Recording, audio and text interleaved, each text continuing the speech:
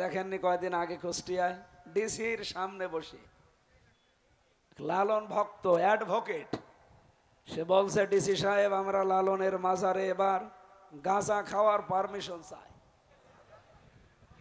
DC ওরে বলছে, এই বেটায় আমি এই জেলা চালাই, আমার ম্যাজিস্ট্রেটি পাওয়ার আছে হাতে, আর আমার সামনে গাঁজা খাওয়ার পারমিশন চাও? তুমি কোন জায়গায় লেখাপড়া করিস? তোমার তো এক্ষুনি গ্রেফতার করে জেলে পাঠানোর দরকার।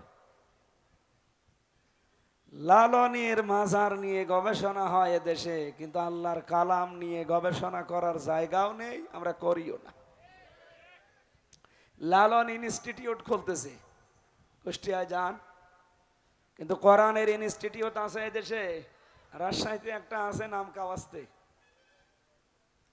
আমরা চাই কোরআনে কারিমের বিভিন্ন আয়াত নিয়ে, শব্দ নিয়ে যেন গবেষণার সেল তৈরি করা হয় এই বাংলাদেশে। 2 নম্বরে যারা আল্লাহর ইবাদতে মশগুল থাকে, ইবাদত মানে শুধু নামাজ পড়া রোজা রাখা ইবাদত না, আপনার দ্বারা যেন মানুষের উপকার হয়।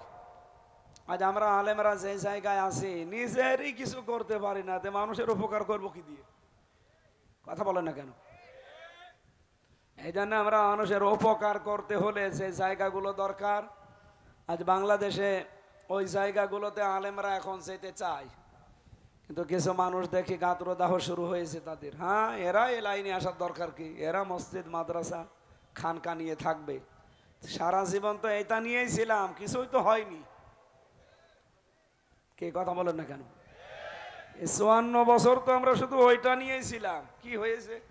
হ্যাঁ, খানকা হয়তো 2 তলা থেকে 3 তলা হয়েছে, কিন্তু ইসলামের কি হয়েছে আপনি বলেন? 500 বিধান শরীয়তের এই 54 বছরে একটাও বাংলাদেশে কায়েম হয়নি। কিয়ামতের দিন জবাব দেওয়া লাগবে না?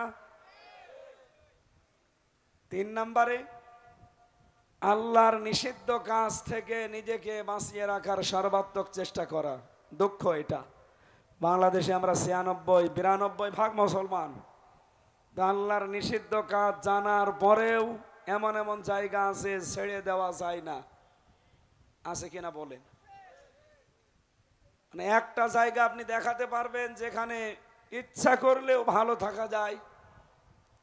উনি মাদ্রাসার অধ্যক্ষ, আলিম মাদ্রাসা বা দাখিল মাদ্রাসা যাই বলেন, বিশেষ করে আলিম দাখিল ফাজিল কামিলের যারা দায়িত্বে আছে মাদ্রাসায়, কলেজ বিশ্ববিদ্যালয় তো বাদ দিলাম, মাদ্রাসার এই সমস্ত দায়িত্ব থেকেও সঠিক থাকা বাংলাদেশের এই প্রেক্ষাপটে বড় কঠিন হয়ে দাঁড়িয়েছে। উনি তার প্রমাণ।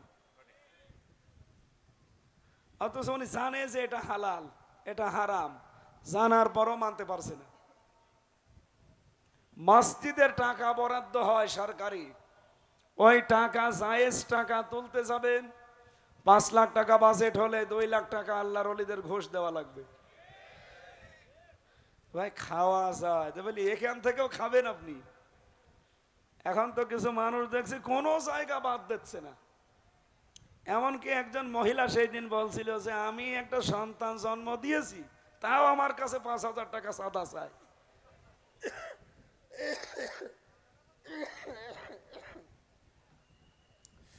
আগে থেকে যদি জানতাম যে চাঁদা দেওয়া লাগবে, দরকার হয় স্বামীর কাছে থাকতাম না। চাঁদা তো মুসিবতে আছে দেখছি। কি একটা যন্ত্রণা মার্কা দেশ বলেন তো। 10 মাস 10 দিন সন্তানটা পেটে নিয়ে এত কষ্ট করে, ডেলিভারির কষ্ট সহ্য করে একটা সন্তান দুনিয়ায় আনছে, সেই মায়ের কাছে এখন চাঁদা খাওয়া লাগছে এই দেশের মানুষের। হয়তো রাজশাহীতে এটা নেই, আমি জানি তো। এই জন্য আল্লাহর নিষিদ্ধ কাজ থেকে যদি আপনি নিজেকে বাঁচিয়ে রাখতে চান, মান ক্বারাআল কুরআনা ফাস্তাযহারাহু, কোরআন যারা পড়ে আর কোরআনকে বিজয় করার চেষ্টা করে, ফাহাল্লা হালালাহু ওয়া হাররামা হারামাহু, এর হালালকে হালাল জেনে আঁকড়িয়ে ধরে, হারামকে হারাম জেনে ছেড়ে দেয়, আদখালাহুল্লাহুল জান্নাহ, নবীজি বলেন আল্লাহ তাকে জান্নাতে দিয়ে দিয়েছে। না, এই যে পাশের উনি সুবহানাল্লাহ বলল, আপনি আলেম না? উনি আলেম না। শব্দের দিকে তাকালে আমরা এই যে 2 দিকে 2 আলেম বসে আছে, আদখালা ইয়াদখিলু, এটা মাজি, এটা অতীতের অর্থ দেয়। নবীজি বলতে চাচ্ছেন যারা কোরআন পড়ে আর কোরআনকে বিজয় করার জন্য চেষ্টা চালায়, হালালকে হালাল আঁকড়িয়ে ধরে, হারাম জানার পরে ছেড়ে দেয়। আল্লাহর নবী শেষের কথা বললেন কি, আদখালাহুল্লাহুল জান্নাহ, আল্লাহ নিজে এখানে ফাইল কর্তা, উনি নিজে দায়িত্ব নিয়ে তাকে জান্নাতে পৌঁছিয়ে দিয়েছে না দেবে? বলেন বলেন, দিয়েছে, অতীতের শব্দ।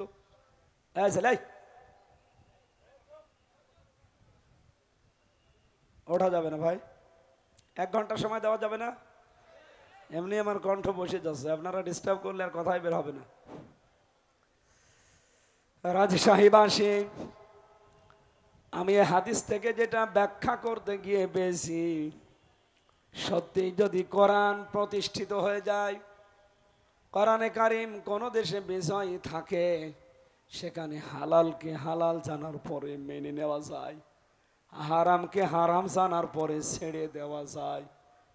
এরকম একটা পরিবেশ যদি কোনো দেশে কায়েম হয়ে যায়, নবীজি বলেন মরণের পরে জান্নাতে প্রবেশ করবে সে তো পরে, এই পৃথিবীর জমিনটাই তাদের জন্য মিনি জান্নাত হয়ে যাবে।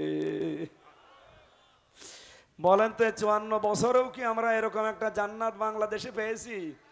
বলেন বলেন, আমরা এইটা চাই। আপনি উপজেলা চেয়ারম্যানকে জিজ্ঞাসা করেন, আমরা এইটা চাই।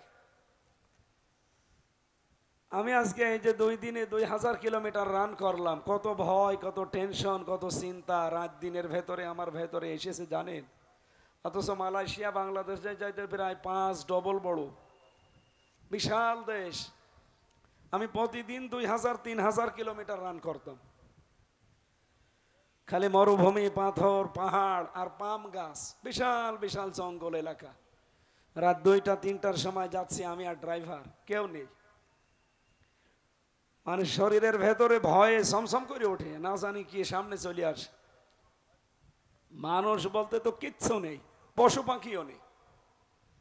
ড্রাইভার আমারে বলছে কোনো ভয় নেই, শুধু আল্লাহ ছাড়া কোনো ভয় করার দরকার নেই। আমি ওই দিন মনে মনে ভাবছিলাম যে আমার দেশটা মাত্র 1150 কিলোমিটার, এই লাইন থেকে ওই লাইন পর্যন্ত। টেকনাফ থেকে তেতুলিয়া কত? 1150 কিলোমিটার। এই দেশটা যদি এইরকম হয়ে যেত গো, 3000 কিলোমিটার আমি চলে গেলাম একদিন এক রাত মিলে, কোনো ভয় নেই, শুধু আল্লাহ ছাড়া কোনো ভয় নেই। ড্রাইভার আমারে অভয় দিচ্ছে। আর আমরা এখান থেকে রাজশাহী থেকে কুষ্টিয়া, এই জায়গা থেকে আমার বাড়ি মাত্র 72 কিলোমিটার। রাতের বেলা 3-4 বার মনের ভেতরে সাত করে উঠবে, না জানি কোন আল্লাহর ওলি সামনে পড়ে। এরপরে তো কিছু মানুষ আছে তারা বলবে হুজুর দোয়া চাই। যদি বলি যে ভাই দোয়া করে আসলাম, বলবে না, যে দোয়া নিয়ে আসলেন ওই দোয়া দিয়ে যান। এখান থেকে লালপুরে, ঈশ্বরদী, ভেড়ামারা, কুষ্টিয়া, 4 জায়গায় তো ধরবেই। এই 4 জায়গায় যদি অন্তত 1500-2000 করে দোয়া দেওয়া হয়, 8000 শেষ।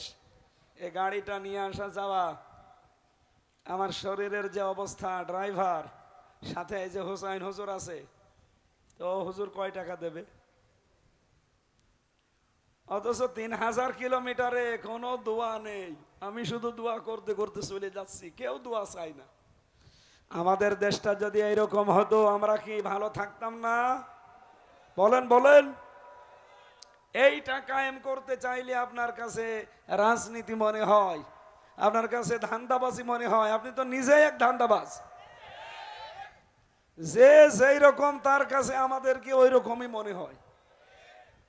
ভোরবেলা রাত 3টার দিকে কেউ যদি পুকুরে অজু করতে গিয়ে দেখে যে ওই পাশে আর একজন অন্তত অজু করছে, এ মনে করবে আল্লাহর বান্দা, মনে হয় তাহাজ্জুদ পড়তে উঠিছে। আর ওই লোকটা যদি চোর হয়, চুরি করে এখন গোসল করছে, ও মনে করবে ও মনে হয় আমার মতো চোর। কথা বলেন। কোরআনের বিধান কায়েম করলে কি হয় আপনি তো টের পাননি, দেখেননি। আর যদি দেখেও থাকেন, আপনার নিজের ধান্দাবাজির কারণে আপনি বলতেও চান না।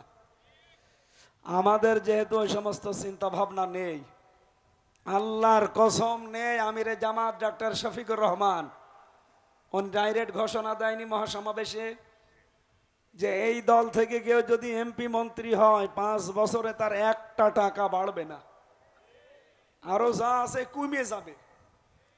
বাংলাদেশে তো এখনো 73টা দল আছে, কোন দলকে সৎ সাহস নিয়ে ঘোষণা দিতে বলেন তো? আমার যতটুকু ধারণা, কোন দল যদি এই ঘোষণা দেয় যে আমার দল থেকে এমপি হলে 5 বছরে তার একটা টাকা বাড়বে না, ওই দল থেকে কেউ এমপি দাঁড়াবে না। কি বেশি বললাম? এই জন্য আল্লাহর নিষিদ্ধ কাজগুলো আমরা ছেড়ে দেওয়ার পরিবেশ তৈরি করতে চাই। আলেম হতে হলে এই 3টা কাজ করা লাগবে। কথা বলেন না কেন? বাংলাদেশে একটা শব্দ খুব বেশি শোনা যাচ্ছে, বিশেষ করে কয়েকদিন আগেও শুনেছি। কিছু মানুষ তো আওয়াজ তুলে ফেলেছে যে আমরা হক্কানি দরবার, হক্কানি আলেম, আমরা এদেশের হক্কানি দল। এরকম আওয়াজ শুনতেছেন না? বলেন বলেন। রাজশাহীবাসী হক্কানি কারা? হক্কানি আলেম কাকে বলা হয়? আপনি আমি জোর করে মুখ জোর করলে হবে না। কোরআন আর হাদিস কি বলে, ব্যাখ্যাকার যারা, মুহাদ্দিসিন ইকরাম, মুফাসসিরিন ইকরাম, এ পৃথিবীর বড় বড় মনীষী যারা, ইমাম ইবনে তাইমিয়া তার ভেতরে একজন, উনি বলছে পৃথিবীর মানুষেরা যদি হক্কানি আলেম দেখতে চাও পৃথিবীর 3 জায়গায় খোঁজ করবা। কয় জায়গায়? 1 নম্বরে মাটির নিচে। কোথায় পাওয়া যাবে? আপনারা কি ঘুমাচ্ছেন? হক্কানি আলেম পাওয়া যাবে কোথায়? কেন? ইমাম আবু হানিফা রহমাতুল্লাহ আলাইহি সবাই এক বাক্যে বলবেন উনি কি হক্কানি আলেম ছিলেন না? বলেন বলেন। ওনাকে পাওয়া যাবে কোথায়? ইমাম মালিক রহমাতুল্লাহ আলাইহি হক্কানি আলেম ছিলেন, প্রধান বিচারপতি ছিলেন মদিনার। ওনাকে পাওয়া যাবে কোথায়? আপনি বলেন ইমাম আবু হানিফা, আমরা যাকে মেনে চলি ইমাম হিসাবে, এই লোকটাকে রাষ্ট্রের যে দায়িত্বে আছে ওই সময় সে বলেছিল যে আপনাকে প্রধান বিচারপতি হওয়া লাগবে। উনি বলেছে না, আপনি মানুষের তৈরি করা আইন কানুন দিয়ে রাষ্ট্র চালান, আমি যদি আপনার দেশের বিচারপতি হই তাহলে আপনি যা লিখে দেবেন ওই অনুযায়ী আমার রায় দেওয়া লাগবে। যেহেতু আল্লাহর বিধান বাদ দিয়ে মানুষের তৈরি করা আইন দিয়ে যারা বিচার করে তারা কাফের। বলেন বলেন। ওমাল্লাম ইয়াহকুম বিমা আনজালাল্লাহ ফাউলাইকা হুমুল কাফিরুন। আল্লাহর নাজিলকৃত বিধান বাদ দিয়ে দুনিয়ায় যারা বিচার ফায়সালা করে আল্লাহর ঘোষণা, তারা কাফের। সুতরাং আপনার লিখে দেওয়া রায় আমি প্রতিদিন সই করতে পারবো না। আপনি তো আর কোরআন দিয়ে দেশ চালান না। এইটা ছিল হক্কানি আলেম। আর আমরা কেমন হক্কানি আলেম? যারা মানুষের তৈরি করা আইন দিয়ে রাষ্ট্র চালায়, সংসদ চালায়, বিচার চালায়, আমরা নিজেরা যে তাদের পাছাটা গোলামি করি। কিসের আলেম আপনি? হক্কানি আলেম। এজন্য এখন খুঁজতে হলে প্রথম কোথায় পাওয়া যাবে? মাটির নিচে। 2 নম্বরে পাওয়া যাবে জালেমের জেলখানায়। শুধু বাংলাদেশ না, তামাম পৃথিবীতে আপনি একটু সফর করেন, খোঁজ খবর লাগান, জালেমের জেলখানায় এখন আপনি লক্ষ লক্ষ আলেম ওলামাকে পাবেন। 3 নম্বরে হক্কানি আলেম পাওয়া যায় জিহাদের ময়দানে। কোথায়? জিহাদের ময়দান এখন কোনটা? এই বাংলাদেশে আমার মনে হয় আমরা বদর দেখিনি, কিন্তু এবার সামনে বদরের ময়দান আসতেছে। না কিছু না, এখানে আসবেন না। যারা ওয়াজ দেয় এরা আসলে শোনে না। আজকে আমার ম্যাডাম এসেছে, এই জন্য নাই তহরুল ভাইয়ের স্ত্রী আজ আসতে পারে না। দেখেন ওখানে কত মহিলা ভিড় করে বসে আছে। হুজুর তো দেখতে পাচ্ছে না, হুজুরের বউ দেখার জন্য এই এলাকার মানুষ ওয়াজ দিয়েছে, তারা আজ ওয়াজ শুনছে না। ওরা মনে হয় গল্পে মেতে আছে। অন্তত এখানে যারা এসেছেন আপনারা কি ওই রকম নাকি? শুনতেছেন? এই ছেলে, কে ওইটা চলে যাচ্ছে কে? বললাম না 1 ঘন্টা যাওয়া যাবে না, খুব জরুরি না হলে, যদি বিড়ির নেশা লাগে খেয়ে আবার চলে আসবেন, তারপরও আসবেন না। অনেকের নেশা এমন বেশি, আপনি খাবার দেবেন না অসুবিধা নেই, বিড়ি না দিলেও পাগল হয়ে যাবে। আমি জেলে থাকাকালীন দেখেছিলাম একটা লোক, ছেলে যুবক 22-23 বছর, এই শয়তান জেলের ভেতরে যে গাছ গাছ লাগিয়েছে।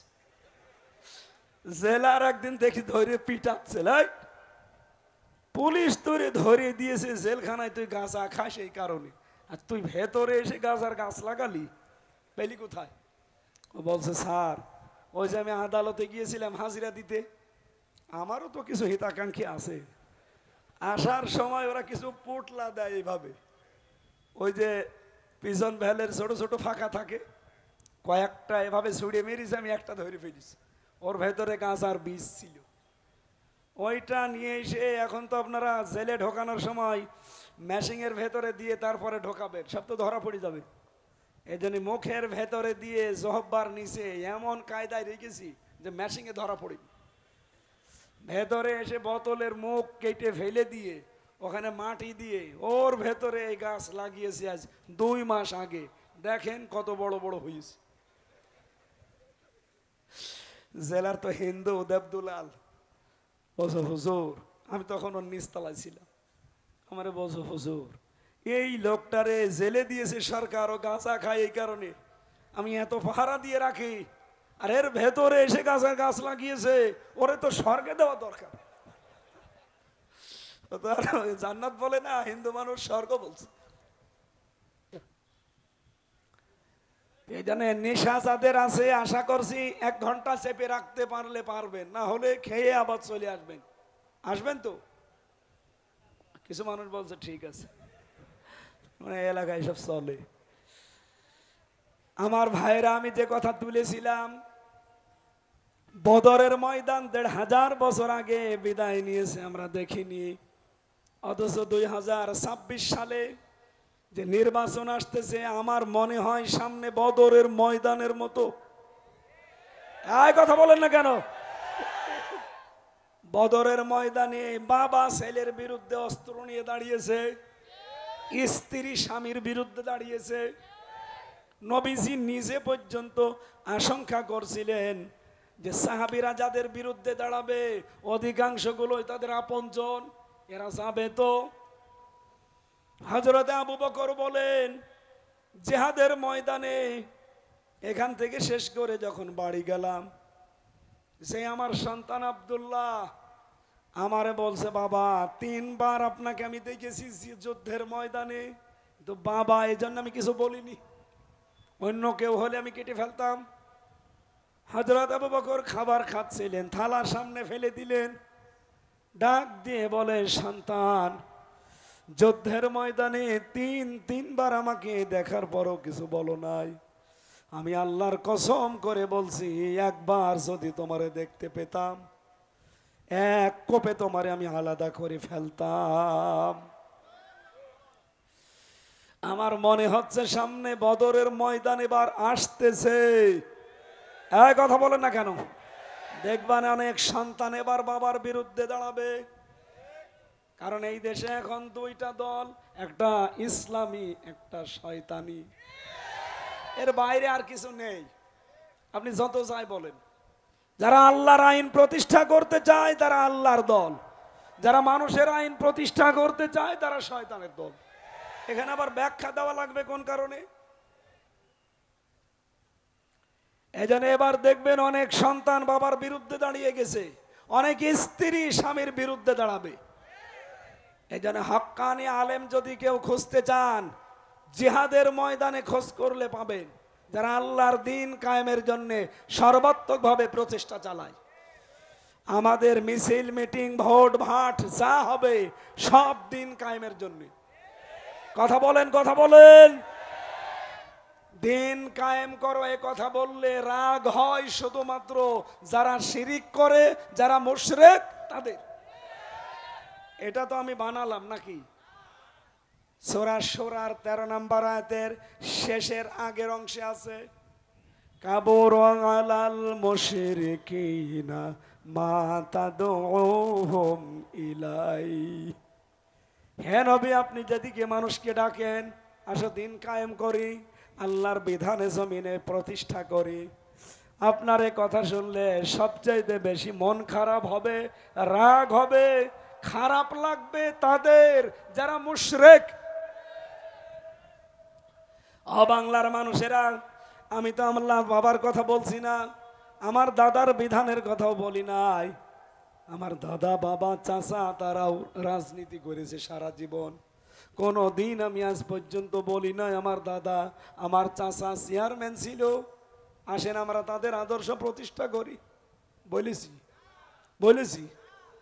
আমার আজকের বিষয় ওই রকম না, আজকেরটাও ঠিক কোরআন থেকে আমি সাজিয়েছি যে মহান আল্লাহ এই বাংলাদেশে কাদের সাথে আছেন, কাদের সঙ্গে আছেন, এ কথা কোরআন বলবে আজকে ইনশাআল্লাহ। কোরআন যা বলবে এটা আপনি মানবেন তো? আমি তো আর বানিয়ে বললে উনি ধরবে না। তেলাওয়াতকৃত আয়াত থেকে তাফসীর আকারে কথা বলবো। আলোচনার বিষয় হচ্ছে আল্লাহ আছে কাদের সাথে। যদি আপনি দেখেন যে হ্যাঁ আপনার সাথে আছে, আপনি সাকসেস। যদি দেখেন যে না, আমার যা কর্মকাণ্ড, আমার যা অ্যাক্টিভিটিস, এর সাথে আমার আল্লাহ নেই, এই মুহূর্তে আপনাকে পাল্টাতে হবে। আমার কথা শোনার দরকার নেই, আপনি শুধু আয়াতের তাফসীর বাড়ি যেয়ে দেখে নেবেন। এবার আসেন, আমরা যেহেতু হক্কানি দল মনে করি কাদেরকে, যারা বড় বড় জোব্বা গায়ে দিয়ে, পাগড়ি মাথায় দিয়ে, হাতে তসবিহ নিয়ে দুনিয়ার কোনো খেয়াল করে না, তারা নিজেরাই দাবি করে আমরা হক্কানি দল, হক্কানি পীর, হক্কানি দরবার, বলে কিনা বলেন? আরো জোরে বলেন। সূরা আরাফের ৮১ নম্বর আয়াত আমি বানালাম না, ১৫০০ বছর আগে আল্লাহ ঘোষণা দিয়েছেন। হক্কানি দল কারা? অমিম্মান খালাকনা উম্মাতুন ইয়াহদুনা বিল হাক্কি ওয়া বিহি ইয়াদিলুন। আল্লাহ বলেন মিম্মান খালাকনা, আমি নিজে বানিয়েছি। এখানে কর্তাকে, আরো জোরে, আমি আল্লাহ নিজে বানিয়েছি উম্মাতুন, যত দল এই পৃথিবীতে, যত উম্মত বানিয়েছি, যত মানুষ বানিয়েছি, এদের ভেতরে যারা দলে আছে, আমি আল্লাহর নিকটে ওই দল হক, ইয়াহদুনা বিল হক, যারা মানুষকে সত্য পথ দেখায়। বাংলাদেশে কত দল কত দিকে ডাকতেছে, যারা আল্লাহর বিধান কায়েম করার জন্য ডাকে, তারা সত্য পথে ডাকে। ২ নম্বরে অবিহি ইয়াদিলুন, তারা যেদিকে ডাকে, এই ডাকের ওপরেই তারা ন্যায় বিচার কায়েম করতে চায়। আমার মনে হয় যাদের বিবেক হালকা পাতলা কাজ করে, এই আয়াত শোনার পরে ব্যাখ্যা দেওয়ার আগেই তারা বুঝে ফেলেছে।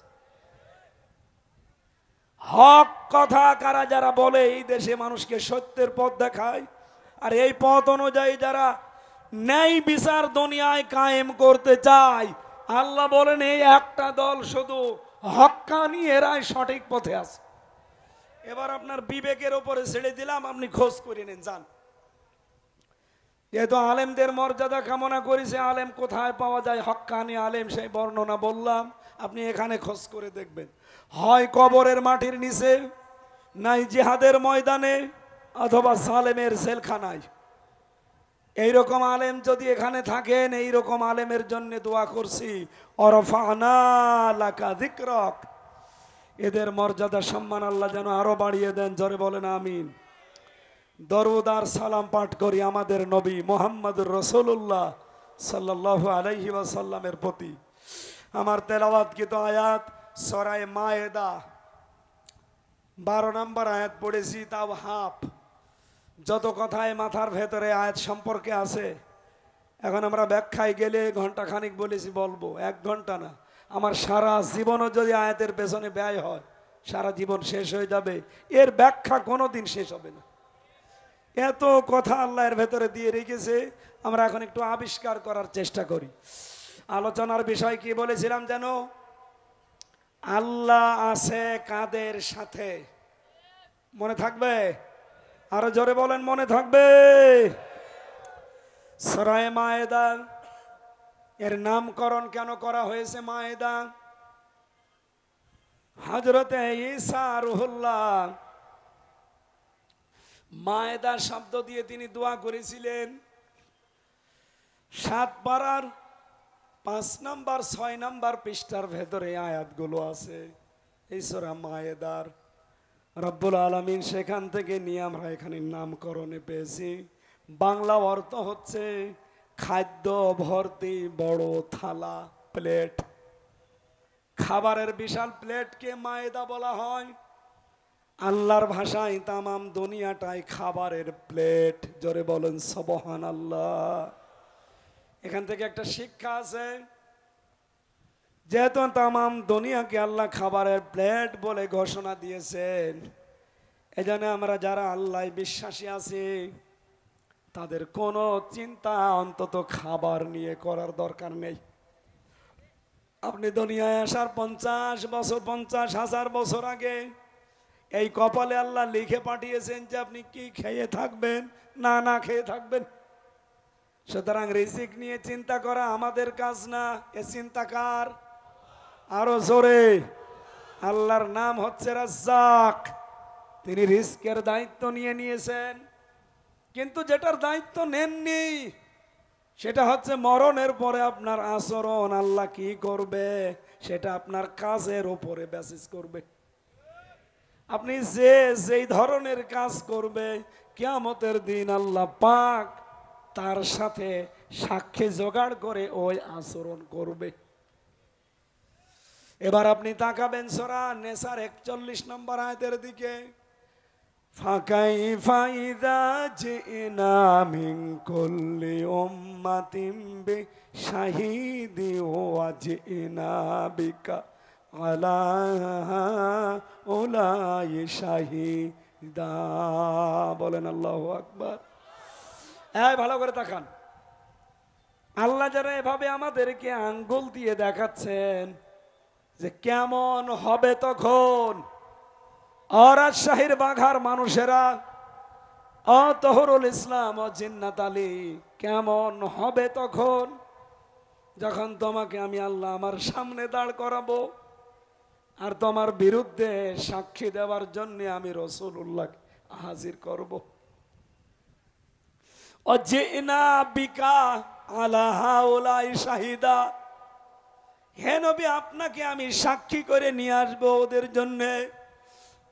যেহেতু রাসূলের উম্মত বলে আমরা দাবি করছি, আল্লাহ যখন আমাকে আপনাকে একা একা তার সামনে ডাকবে, 10 জন 20 জন করে না, একা একা ডাকবে। কয়জন বলেন বলেন? বহু দরবার থেকে একটা মিথ্যা কথা শোনা যায় যে কোনো চিন্তা নেই, কিয়ামতের দিন এক এক পীর নাকি লক্ষ লক্ষ মুরিদ নিয়ে আল্লাহর দরবারে হাজির হবে। এটা ডাহা মিথ্যা কথা। এক কথা বলেন না কেন? সূরা মরিয়মের ভেতরে পাবেন 95 নম্বর আয়াত, 16 নম্বর পারা, 10 নম্বর পৃষ্ঠা, 15 নম্বর লাইনে আছে। অকুল্লুহুম আতিহি ইয়াউমাল কিয়ামাতি ফারদা। আল্লাহ পাক বলেন কিয়ামতে প্রতিটি মানুষকে আমার সামনে আমি বিচার করার জন্য প্রথমেই ডাক দেব। কয়জন করে? বলেন বলেন বলেন। আপনি স্রেফ একা দাঁড়াবেন? আপনি এখন নিজেকে ভাবেন তো, ওই জায়গায় দাঁড় করিয়ে ভাবেন আল্লাহ আপনাকে একা ডাক দিয়েছেন তার সামনে।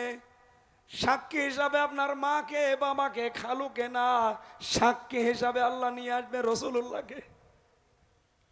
এই জন্য আল্লাহ দিয়েছেন ফাকাইফা, কেমন হবে তখন, ইযা জিনা মিন কুল্লি উম্মাতিন, প্রতিটি দলকে যখন আমার সামনে উম্মতকে আমি নিয়ে আসব একজন করে সাক্ষী দেওয়ার জন্য। এই সাক্ষী হবে রাসূলুল্লাহ। ও হামজা, কি হবে তোর জীবনে বল? তোর এই 33 বছর 35 বছর যাই হোক, এখন যদি মারা যাস, রাসূলুল্লাহ তোর সাক্ষী আল্লাহর সামনে। আমার তো আয়াতটা পড়ার পরে যেমন যেন মনে হয় যে না, আমি ধরা খেয়ে গেছি। আল্লাহ পাকের আয়াতের পরের আয়াতে 42 নম্বর আয়াতে দেখেন, ইয়াউমাইযি ইয়াওয়াদ্দুল্লাযীনা কাফারু ওয়া আসাবুর রাসূলা লাউ তুসাওয়া বিহিমুল আরদু ওয়া লা ইয়াকতুমুনাল্লাহা হাদিসা। সেই দিন কিয়ামতে কাফেরেরা, যারা আল্লাহর রাসূলের অবাধ্য জীবন যাপন করেছে, এরা আল্লাহকে বলবে, আল্লাহ আমি যদি মাটি হয়ে যেতাম এখন। কারণ যে কঠিন কঠিন প্রশ্ন রসুলকে সাক্ষী রেখে করা হচ্ছে, কি হিসাবে মুখ দেখাবো তার সামনে? আমার জীবনের দিকে তাকিয়ে আমার রসুলের সামনে দাঁড়িয়ে জবাব দেওয়া, এটা আমার মুখ দেখানো সম্ভব না। এরকম সময় কিন্তু আমাদের সামনে আসতেছে। কথা বলেন না কেন? আল্লাহ সতর্ক বাণী দিয়েছেন, এরপরেও যদি কেউ সতর্ক না হন, রিস্কের পেছনে পড়ে যদি হালাল হারাম না চাইনেন, বাবা শাহজালাল সব হালাল। এই জন্য মায়েদা মানে খাদ্য ভর্তি বলো প্লেট, খাবারের দায়িত্ব যেহেতু আল্লাহর, এই রিস্কের পেছনে পড়ে আল্লাহর বিধান যেন আমরা ভুলে না যাই। আমার কথা বোঝা গেছে? 1 নম্বরে আমরা মানুষ, 2 নম্বরে আমরা আল্লাহর খলিফা, 3 নম্বরে আমরা আল্লাহর গোলাম। এই 3টার বাইরে আপনি যেতে পারবেন না। অন্যান্য জাতিতে যারা আছেন, বিভিন্ন ধর্ম মানেন, আপনাকে যদি জিজ্ঞাসা করা হয় আপনি কি, আপনি প্রথমেই পরিচয় দেবেন, আমি মানুষ। আমি কি? আরো জোরে বলেন।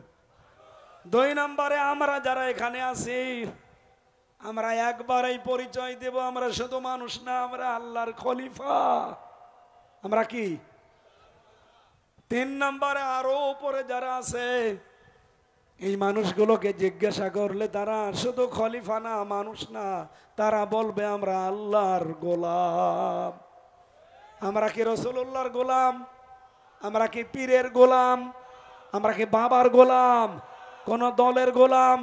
কার? আরো জোরে বলেন। এই কথাটাই প্রতিদিন 17 বার করে আপনার মুখ দিয়ে আল্লাহ বের করে নেয়। ইয়্যাকা না'বুদু, বল যে আল্লাহ আমি তোমার ইবাদত করি, আমি তোমার গোলাম, সার্ভেন্ট, ভৃত্য, দাস, যাই বলেন। 1 বার 2 বার আপনি বলেননি, প্রতিদিন যদি ফরজ নামাজও পড়ে থাকেন, 17 বার এই কথাটা আল্লাহর সামনে দাঁড়িয়ে বলা লাগে, আল্লাহ আমি তোমার গোলাম। ওয়াইয়াকা নাস্তাঈন, শুধু গোলাম এতটুকু পরিচয় না, দুনিয়ার কোনো বিষয়ে কারো কাছে সাহায্য চাই না। আমার সাহায্যকারী আমেরিকা না, আমার সাহায্যকারী ভারত না, আমার সাহায্যকারী চায়না না, সাহায্যকারী রাশিয়া না, আমার সাহায্যকারীকে। এই বিশ্বাস থেকে এখন দেখছি এই দেশে অনেকেই দূরে চলে যাচ্ছে। বিভিন্ন ভাবে তারা কেউ আমেরিকাকে প্রভু মনে করছে, কেউ ইন্ডিয়াকে প্রভু মনে করছে, কেউ রাশিয়া চীনকে প্রভু মনে করছে। এই কথা বলেন না কেন? আমার কথার ইঙ্গিত বোঝা গেছে? প্রতিদিন 17 বার করে কি বলেন আপনি? আল্লাহ আমি তোমার গোলাম, তোমার সাহায্য চাই। অথচ এখন সিচুয়েশন যা, আমার মনে হয় যদি একটু ইন্ডিয়া বলে আসি, ও বলবে আল্লাহর দরকার নেই, আমার দাদারই দরকার। এই ঈমান নিয়ে আপনি জান্নাতে যাবেন, রাসূলুল্লাহর সামনে দাঁড়াবেন, লজ্জা করেন আপনার? সব ভুলে যান। ঈমানকে আরো পাকাপোক্ত করার জন্য, অ্যাক্টিভ করার জন্য আহ্বান জানাচ্ছি। দুনিয়ার বিভিন্ন হাতছানিতে অনেক মানুষ কিন্তু এলোমেলো হয়ে যাচ্ছে।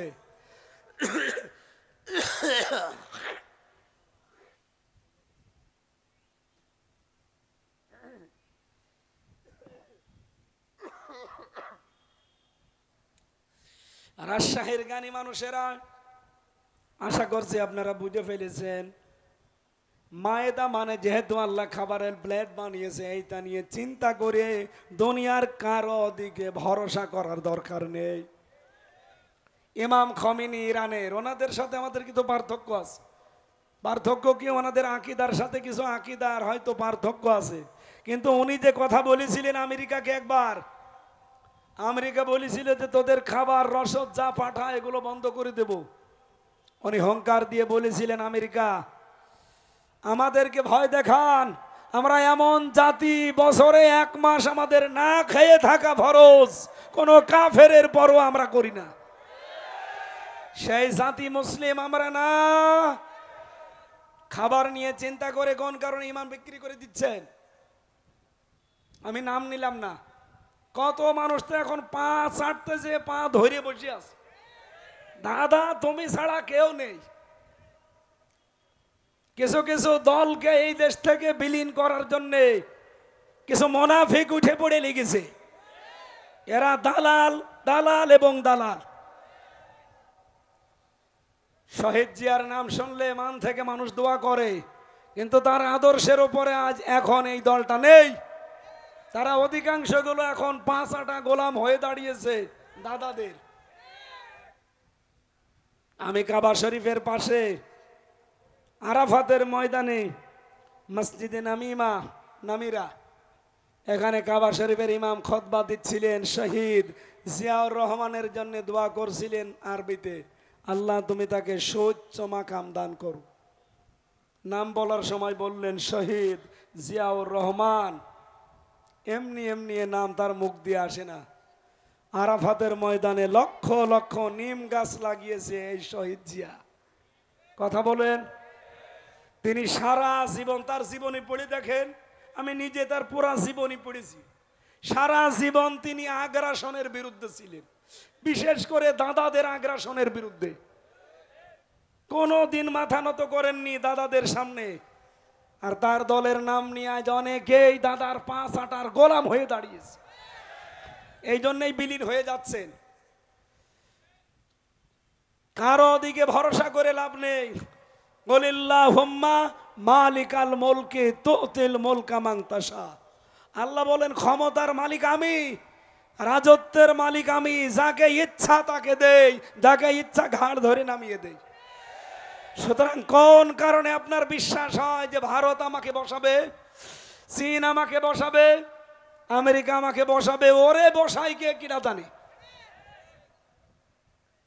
নামাজের ভেতরে পড়েন, বাইরে তেলাওয়াত করেন আয়াতটা, অথচ বিশ্বাস নেই। এই জন্যে তো মায়েদা থেকে পড়ছি। আল্লাহ বলেন মায়েদা মানে খাবারের প্লেট। খাবারের জন্যই তো এত ধর্ণা। পৃথিবীর কারো ধর্ণা দেওয়া লাগবে না, খাবার না খেয়ে মরবা না। যেটা না খেয়ে মরবা ওইটা দিয়ে চিন্তা করো, সেটা হচ্ছে আমল। নাম কি?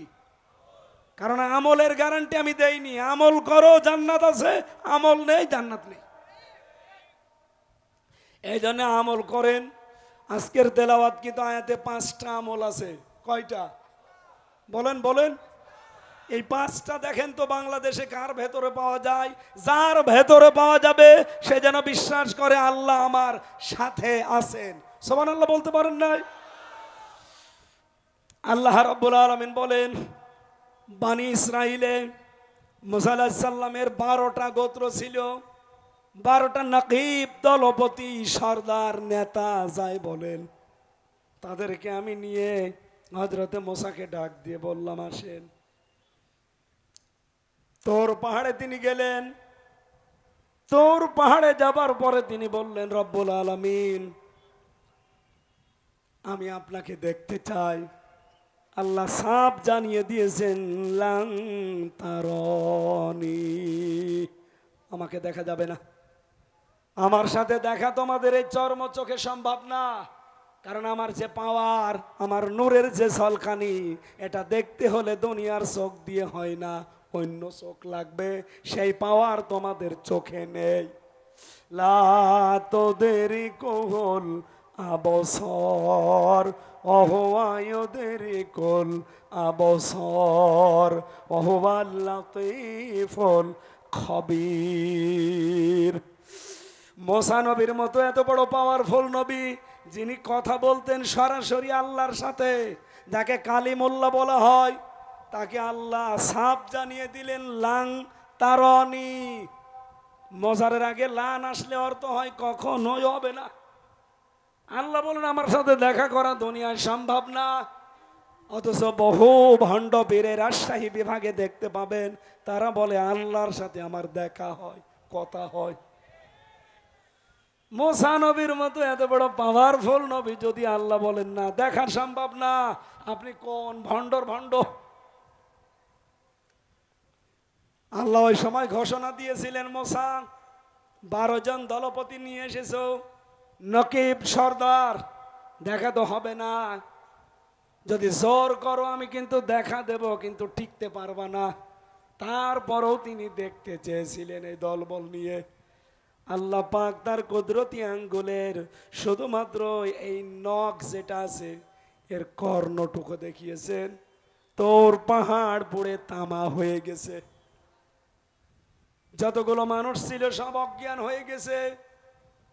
একাধারে 40 দিন অজ্ঞান হয়েছিল।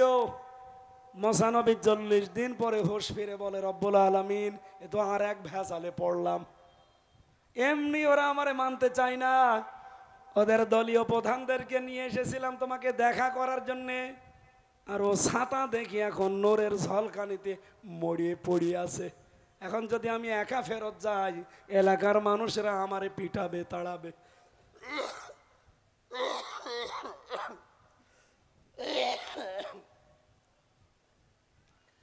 রব্বুল আলামিন, তোমার কাছে দোয়া আমার, তুমি এদেরকে অন্তত বাঁচিয়ে দাও, আমার দেখার দরকার নেই।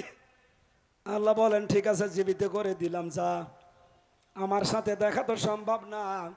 অবাসেনা মিনহুম মুসনাই আশার নাকিবা, আমি যে 12 জন নকিব পাঠিয়েছিলাম তাদেরকে এক বাক্যে ঘোষণা দিলাম, ওয়ালাকাদ আখাযাল্লাহু মিসাক বানি ইসরাইল। বনি ইসরাইলের এই 12 জন সর্দার, দলপতি, নেতা, নকিব, এদেরকে বললাম, তোমাদের কাছে আমি আল্লাহ অঙ্গীকার নিচ্ছি, ওয়াদা নিচ্ছি, এই প্রতিশ্রুতি নিলাম,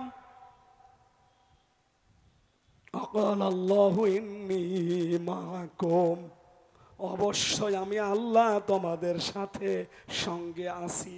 বলেন সুবহানাল্লাহ। আমি আল্লাহ তোমাদের সঙ্গে আছি, সাথে আছি। তোমাদের কাছে দেখা আমার হবে না, কিন্তু সঙ্গে থাকবো, আমার রহমত তোমাদের সাথে থাকবে।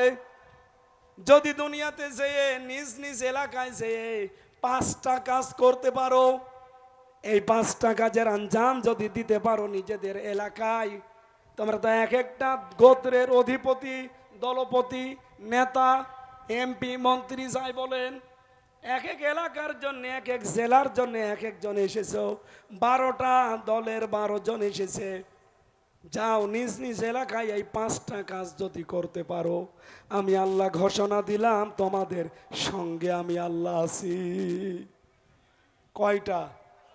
আরো জোরে আর একবার বলেন। এবার বাংলাদেশে 73টা দল আছে। যেই দলের কর্মসূচির ভেতরে এই 5টা কাজ আছে, কোরআন হাতে দিয়ে বলছি তাদের সাথে আল্লাহ আছে। কথা বলেন, কথা বলেন। 1 নম্বরে, লাইন আকামতুমুস সালাতা ওয়া আতাইতুমুজ যাকাতা। আমি আল্লাহ 1 নম্বরে ঘোষণা দিলাম, নিজ নিজ এলাকায় যে তোমরা নামাজ কায়েম করবা। কি করবা বলেন তো? নামাজ কায়েম কি একা একা হয়? আরো জোরে বলেন। আল্লাহ এই জন্য এই 12 জন নকিব দলপতিকে বললেন, নিজ নিজ জেলায়, নিজ নিজ এলাকায় গিয়ে আগে নামাজ কায়েম করো। আপনি এবার নিরপেক্ষ দৃষ্টি দিয়ে, নিরপেক্ষ মন দিয়ে বলেন, বাংলাদেশে যত দলই আছে, কাদের কর্মসূচিতে নামাজ কায়েমের আন্দোলন আছে? যাদের কর্মসূচিতে এটা প্রথমে যে আমরা রাষ্ট্র ক্ষমতায় গেলে নামাজ কায়েম করব, প্রথমে চোখ কান বন্ধ করে তাদের সাথে থাকা লাগবে। কারণ তাদের সাথে আছে কে? আমি যদি বানিয়ে বলি কোন হুজুর নিয়ে আসবেন, নিয়ে আসেন। আমি একটু আগে পড়ে আসলাম তাফসীরটা। লাইন আকামতুমুস সালাত, নামাজ কায়েম করবা। আল্লাহ বলেন যে নামাজ পড়বা না, পড়া কোরআন শরীফে নামাজ পড়ার কথা আছে মাত্র এক জায়গায়, ফাসাল্লি লিরাব্বিকা, যে তোমার রবের জন্য নামাজ পড়ো। আর নামাজ কায়েম করার কথা আছে 82 জায়গায়। এই জন্য নামাজ কায়েম যারা করে নির্দ্বিধায় বলতে পারি আল্লাহ তাদের সাথে, তাদের সঙ্গে আল্লাহর রহমত। বলেন বলেন, আরো জোরে বলেন। যেই দলের কর্মসূচিতে নামাজ নেই, নামাজের কর্মসূচি নেই, নামাজ কায়েমের কোনো কথা নেই, কোন মুসলমান কি আল্লাহকেও সঙ্গে রাখতে চায়? আর এরকম কোন দল সে করতে পারে? আপনি রাজনীতির গন্ধ না খুঁজে নিজের দলের সাথে মিলান তো। আমি এমন একটা দল করি যেই দলের প্রথম কর্মসূচি হচ্ছে নামাজ কায়েম করা লাগবে। কারণ কি এই বিধানটা সামনে নিয়ে আসার, আউয়ালু মা ইউহাসাবু বিহিল আবদু ইয়াউমাল কিয়ামাতিস সালাহ। আর রাজশাহীবাসী যাই করেন না কেন, কিয়ামতের দিন সর্বপ্রথম কিন্তু নামাজের হিসাব দেওয়া লাগবে। আপনার জীবনে নামাজ আছে কিনা, নামাজ কায়েমের কোনো কর্মসূচি ছিল কিনা, এমনকি নিজে যতদিন পর্যন্ত নামাজ রাষ্ট্রীয়ভাবে কায়েম না হয় ততদিন আপনার দায়িত্ব হচ্ছে পরিবারস্থ লোক, নিজের অধীনস্থ লোক, এগুলোকে নামাজের উপরে সঠিকভাবে নিয়ে আসা। ওয়ামর আহলাকা বিসসালাতি ওয়াসতাবির আলাইহা। হ্যাঁ নবী, আপনাকে আদেশ করছি আপনি নিজে নামাজের উপরে কায়েম থাকেন, আর পরিবারস্থ লোক যারা আছে তাদেরকেও আপনি নামাজে কায়েম রাখেন। সম্মানিতা মা বোন যারা এসেছেন তাদেরকে একটা মাসলা বলি এখান থেকে। অনেক মেয়েরা এসেছেন, একটা মেয়ে লোক বালেগা হয়, নামাজ ফরজ হয় কখন? তার উপরে যখন থেকে তার শরীর খারাপ হয়। সেটা 12 বছর, 13 বছর, 14 বছর, 15 বছরে হতে পারে। এটা যেহেতু বাবা আমরা তারা জানি না, এটা মা জানে। এ কথা বলেন না কেন? এই জন্য মেয়েদেরকে বলছি আপনারা জবাব না দিলেও হবে। আপনার মেয়ের কবে শরীর খারাপ হয়েছে আপনি মা ভালো জানেন। যেহেতু নামাজের এটা গুরুত্বপূর্ণ বিধান, শরীর খারাপ হওয়ার আগ পর্যন্ত যদিও নামাজ না পড়ে ওর গোনা নেই, কিন্তু এরপরে যদি এক ওয়াক্ত নামাজও কাজা হয় শুধু ওর গোনা হবে না, ওই গোনাটা মা বাবারও হবে। এই জন্য আপনার দায়িত্ব আপনার স্বামীকে ওই দিন থেকেই ইশারা ইঙ্গিতে অথবা সরাসরি বলা যে আপনার মেয়ে কিন্তু এখন বালেগা, ওর নামাজ ফরজ হয়ে গেছে। ফজরে যখন নামাজ আপনি পড়তে যান আপনার মেয়েটাকে আপনি একটু ডাক দেন, কারণ ও মেয়ে যদি হেলায় খেলায় নামাজ নষ্ট করে ফেলে ওর শুধু গোনা হচ্ছে না, এ গোনাটা আপনি বাবা আপনারও হচ্ছে। এরকম বাবা আমরা দেশে আছি না নেই? আশা করছি মেয়েরা এই মাসলাটা মেনে চলবে। 2 নম্বরে লাইন আকামতুমুস সালাতা ওয়া আতাইতুমুজ যাকাত। যারা যাকাত আদায় করবে, বলেন তো যাকাত দেওয়ার কথা না যাকাত আদায় করার কথা? কোরআনে কারীম বলছে যারা যাকাত আদায় করবে আমি আল্লাহ তাদের সাথে আছে। বাংলাদেশে কি যাকাত আদায় করা হয় না যাকাত দেওয়া হয়? যাকাত আদায় তো সে করে না, এটা রাষ্ট্রের দায়িত্ব। রাষ্ট্রীয়ভাবে 54 বছর আমরা ইসলামকে আনতে পারি নাই, এজন্য যাকাত আদায় নেই। কিছু কিছু মানুষ হয়তো যাকাত দেয় না পেরিয়ে দেয়। যাকাতের শাড়ি বানিয়েছেন, লুঙ্গি বানিয়েছেন, এ ভণ্ডামি কোথায় পেয়েছেন? আপনার নিজের স্ত্রীকে মেয়েকে সেই মানের কাপড় কিনে দেন, 3 পিস কিনে দেন, এই মানের কাপড় দিয়ে আপনাকে যাকাত দেওয়া লাগবে। এইটাই তো দেশে হয় না। স্ত্রীর শাড়ির দাম 2000 টাকা আর যাকাতের শাড়ির দাম 200 টাকা। আপনার যাকাত হওয়া দূরের কথা, আরো গোনা হবে। এজন্য যাকাত আদায়কারী এটা রাষ্ট্রের দায়িত্ব। আমরা এবার ইসলামকে ওই জায়গায় নিয়ে যেতে চাই যে ইসলাম এবার বাংলাদেশে যাকাত আদায় করবে ইনশাআল্লাহ।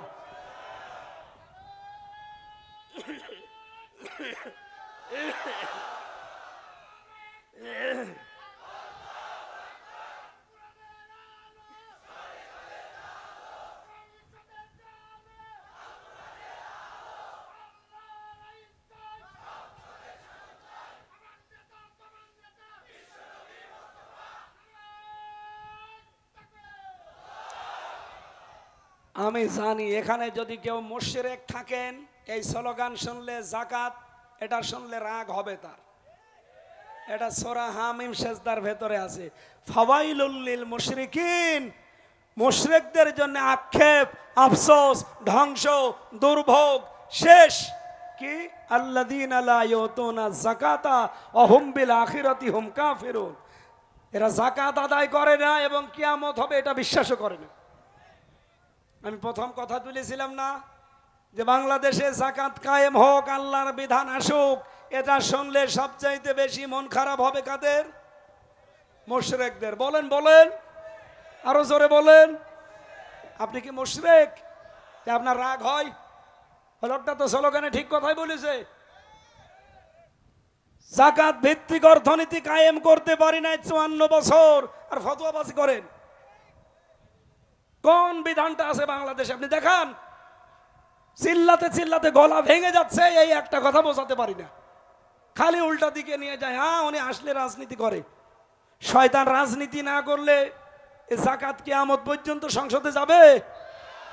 মাথা সাফ করা লাগবে। যাকাত এবার সংসদে নিয়ে যাবই যাব ইনশাআল্লাহ। এর পক্ষে আছেন কারা দেখে? লিল্লাহি তাকবীর। এই দেখেন তো, হাত তোলেনি কে? দেখেন,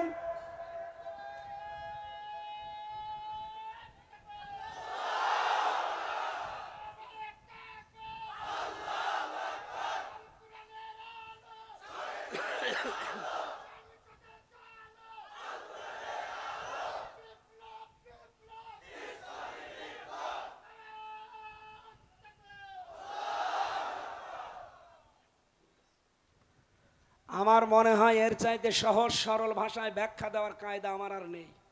এখন যদি একটু নাম ধরে বলবেন, হুজুর মনে হয় ওই দলের। আরে ভাই, নাম না ধরলে আপনি ছাতা তো বোঝেনও না। এই দেশে ৭৩টা দল, আমরা দেখতে পাচ্ছি শুধু একটা দলের লোক চিল্লাচ্ছে যে আমরা যাকাত ভিত্তিক অর্থনীতি চাই। তারা জান প্রাণ দিয়ে চেষ্টা করছে। ইসলামী ব্যাংক, আপনি অন্যান্য দেশে যেয়ে দেখেন, বলে সুদ ছাড়া ব্যাংক চলে না। তহরুলকে জিজ্ঞাসা করেন, সৌদি আরবে আল রাজি ব্যাংক নেই, সুদ ছাড়া চলছে না। বাংলাদেশেও চলবে, শুধু রাষ্ট্রীয়ভাবে ইসলামটা জায়গা মতো এবার পৌঁছিয়ে দেন। এসব ধান্দায় আপনি নেই, আপনি আছেন শুধু মারিং আর কাটিং এ। এবার যে জোয়ার উঠেছে, ঘোষক বলছিল না যে জোয়ার এবার উঠে গেছে। আমি তো শুধু রাজশাহীর বাগানা, 630টা থানা বাংলাদেশে, সব জায়গায় আমার এখন কম বেশি যাওয়া হচ্ছে। সারা দেশে এখন যে রব একটা উঠেছে, এটা যদি সত্যিই চলতে থাকে, ইসলাম এবার সংসদে যাবে। ইতিমধ্যে বাংলাদেশে 7,20,00,000 মানুষ অলরেডি রায় দিয়ে দিয়েছে যে আমরা এবার ইসলাম সংসদে চাই। 7,20,00,000, তাও ডাইরেক্ট, ইনডাইরেক্টও আছে। কারণ এই ডাকসু আর জাকসুর পরে অনেকে দলে দলে পালে পালে আসতেছে। আজকেও সকালবেলা হিন্দু আমার বাড়িতে এসেছিল, বলছে যত ভোট আছে আমাদের এখানে, আমাদের এই কমিউনিটিতে, সব আপনার দাঁড়ি পাল্লায় দেব, শুধু আপনি আমাদের একটু দেখবে, আমার কোনো অসুবিধা নেই, ভোট দিলে আমি দেখতে রাজি আছি। অনেক ধনী মানুষ, কুষ্টিয়ার বুকে যদি 5 জন ধনী থাকে, সে একজন এসেছিল আজকে সকালে। প্রতিদিন প্রায় মাঝে মাঝে আসে, রাত নেই দিন নেই, এসে বলছে হুজুর কিছু কিছু কাজ আছে, এগুলো একটু করেন। আসলে তো আমি এই রাস্তার লোক না, আমার লজ্জা করে, এই যে হাত তুলে থাকে আমার লজ্জা করে। উনি আমার শিখিয়ে দিল যে কিছু মানুষের ভোট নিতে হলে, বিশেষ করে হিন্দু ভাইদের বোনদের, এরা এইটা চায়, এইভাবে থাকবে। আমি কিছু কিছু এমপি প্রার্থী যারা উপজেলা চেয়ারম্যান, এই যে চেয়ারম্যান, এনাদের অভ্যাসই হয়ে গেছে এইভাবে থাকে। মানে কলা গাছ দেখলেও আমার তো লজ্জায় কি গো, এইভাবে থাকা যায়। আস্তে আস্তে লজ্জা কাটতেছে। খুব আশা জীবনের যে কোরআন দিয়ে দেশটা চলছে, যদি একবার দেখতে পেতাম। আমি তো জীবনে দেখিনি। খলিফাতুল মুসলিমিন হযরত ওমর রাদিয়াল্লাহু তাআলা আনহু সারা জীবন তার জীবনী পড়েছি যে কোরআন দিয়ে দেশ চালালে কেমন দেখা যায়। হযরতে আবু বকর সিদ্দিক রাদিয়াল্লাহু তাআলা আনহু তিনি তার সন্তানকে ডাক দিয়ে বলেছিলেন, বাবা 3-4 দিন তুমি আমাকে বলতেছো যে বাবা আমি পায়েস খেতে চাই, আমি পায়েস পাবো কোথায়? মায়ের কাছে বলো। ওনার মা ডাক দিয়ে বলছে, আব্দুল্লাহ পায়েসের টাকা আমাদের কাছে নেই, দেখি তোমার বাবারে বলি, উনি তো দেশের দায়িত্বে আছে, প্রধানমন্ত্রী খলিফাতুল মুসলিমিন। বললেন, স্বামী আমার সন্তান পায়েস খেতে চেয়েছে, আপনি দয়া করে একটু বাইতুল মালে যিনি অর্থমন্ত্রীর দায়িত্বে আছে খাজানসি, তাকে বলবেন যে আগামী মাসের বেতন যেন অ্যাডভান্স দিয়ে দেয়, আগামী মাসে টাকা দেওয়া লাগবে না। উনি বললেন যে ঠিক আছে আমি দেখি। অর্থমন্ত্রীকে যে জানালেন যে আগামী মাসের বেতনটা একটু দিয়ে দেন, আগামী মাসে আমি টাকা নেব না। অর্থমন্ত্রী ওই রকম ডাক দিয়ে বলে, খলিফা আগামী মাস আপনি বেঁচে থাকবেন সে গ্যারান্টি আপনারে কোন ফেরেশতা দিয়েছে? আপনি একটু লিখে দেন তো যে আগামী 1 মাস আপনি বেঁচে থাকবেন। 2 নম্বরে আগামী 1 মাস সরকারে আপনাকে জনগণের চেয়ারে বসিয়ে রাখবে, সে গ্যারান্টি আছে? তা আপনাকে আমি অ্যাডভান্স বেতন দেবো কোন কারণে? উনি বললেন ঠিক আছে বেতন দরকার নেই। বাড়িতে এসে শোনালেন যে এই বলেছে। স্ত্রী বুদ্ধিমতী ছিলেন, প্রতিদিন যে ভাতা উনি নিয়ে আসেন রাষ্ট্রের পক্ষ থেকে, মনে করেন 100 টাকা করে প্রতিদিন, ওখান থেকে 90 টাকা খরচ করে 10 টাকা করে বাঁচিয়ে রাখেন। 15 দিন বাঁচাতে বাঁচাতে 150 টাকা হয়েছে। এই টাকা দিয়ে তিনি শেষ পর্যন্ত পায়েস বানিয়েছে। খাবার খেতে বসেছে পায়েস। হযরত আবু বকর স্ত্রীকে বললেন, কোথায় পেলে? আমি তো অ্যাডভান্স টাকা আনি নাই। স্ত্রী বলছে, আমি এইভাবে জোগাড় করেছিলাম। সন্তানকে বললেন ঠিক আছে খেয়ে নাও। চলে গেলেন বাইতুল মালে, খাজানচির কাছে বললেন, ভাই আগামী মাস থেকে প্রতি মাসে মাসে আমারে আপনি 3000 টাকা বেতন দেন, আগামী মাস থেকে আমার বেতন দেবেন 2700 টাকা, 300 টাকা দেওয়া লাগবে না। আমি হিসাব করে দেখলাম আমার স্ত্রী 2700 টাকা হলেও 1 মাস চালাতে পারে, ওই 300 টাকা আমি রাষ্ট্র থেকে বেশি করে নেব কোন কারণে? সুতরাং আপনি আমারে 300 টাকা কম করে দেবেন। আমার মনে হয় এইরকম শাসক এখন দেশে আছে। আমরা এরকম শাসক বানাতে চাই ভাই। মাওলানা মতিয়ার রহমান নিজামী এরকম শাসক ছিলেন, 5 বছর মন্ত্রী ছিলেন, 4 আনা না 1 টাকা, 4 আনাও দুর্নীতি পাওয়া যায়নি। মন্ত্রীর বাড়ি মাটির বাড়ি, উপরে টিন। আপনি এর চাইতে আর কি প্রমাণ দিলে আপনি বিশ্বাস করবেন বলেন? আপনাদের রাজশাহীর পরে তো নাটোর, নাটোরের পরেই পাবনা। এই জেলার মানুষ তারা আমাদের সাথে চলাফেরা ওঠা বসা প্রমাণ করে দিয়ে গেল যে 5 বছর আমি ইউনিয়নের মেম্বার ছিলাম না, ইউনিয়নের চেয়ারম্যান ছিলাম না, উপজেলা চেয়ারম্যানের মতো না, মেয়র না, আমি এমপি শুধু না, আমি মন্ত্রী ছিলাম, কিন্তু 4 আনাও দুর্নীতি করি নাই। সুবহানাল্লাহ বলতে পারেন নাই? এই কথাগুলো এত সত্য কথা বলতে গেলেও যাদের রাগ হয়, আমার মনে হয় ওদের জন্মে সমস্যা আছে। আমি নিচে নামতে পারলাম না ভাই। এর চাইতেও যদি ভালো মানুষ বাংলাদেশে দেখতে চান তো ফেরেশতা জিবরাইল ছাড়া আর পাওয়া যাবে না। আমরা তো মানুষ, আমাদের চলাফেরা করা লাগে। সাতক্ষীরার চেয়ারম্যান পেয়েছিলাম একজন ইউনিয়নের, উনি MA পাস, সকাল 10টা থেকে 4টা পর্যন্ত ইউনিয়নের দায়িত্ব পালন করে, বিকাল 4টা থেকে রাত 8টা পর্যন্ত তরকারি বিক্রি করে।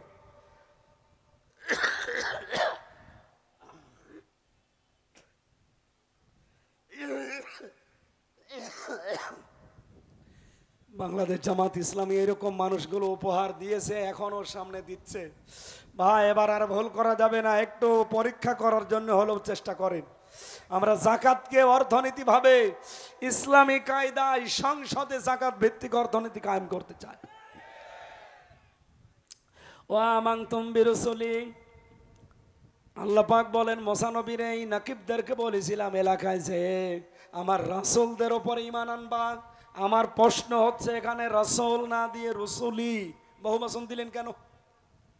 ওই সময় তো রসুল খুব বেশি ছিল না, মাত্র 2 জন, মুসা আর হারুন। আলাইহিস সালাতু ওয়াস সালাম। কিন্তু আল্লাহ রসুলই দিলেন কেন?